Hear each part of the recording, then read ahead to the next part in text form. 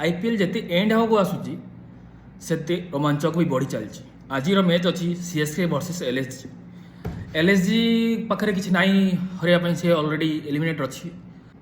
तो एलएसजी सब danger team कह कारण जहाँ पाखे किसी न था हारियापाई ताठू डेंजर कहीं ना आउ सीएसके यहाँ हूँ एक मस्ट विन गेम तांको दरकार जितवा को कारण क्वालिफिकेशन चांस अच्छी 3टी मैच जहाँ भी 2टा मैच जितवा पड़ो।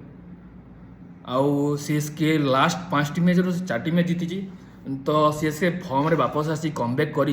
तो आशा करे आज भी सीएसके जीतियो। होपफुली सीएसके जीतू मु भी चाहूँगी। एलएसजी को हल्का नेवा कथा नुहे कहीं भी लास्ट किसी मैच है भल परफॉर्मेंस करुँच। तो देखा जाऊ कौन हो मत लगुच सीएसके जीतियो। सीएसके लास्ट गेम भी एलएसजी को हरई। उर्विल पटेल बहुत बढ़िया फॉर्म रे अच्छा। ऋतुराज गायकवाड़ फॉर्म टिके डाउटफुल बट से भी गोटे बड़ मैचर प्लेयर। आउ मत लगुच आज संजू सैमसन पुणी मारे कारण बहुत दिन है मारि ना तो गैप रखिक मार्च गोटे मैच मारे 2टा मैच मारे तार पुणी मारे। तो देखा जाऊ आज कौन हो मत लगुच सीएसके जीतिबो। आपको कौन लगुच कमेंट बॉक्स में लिखतु। पुणी देखा आउ एक वीडियो से पर्यंत जय हिंद।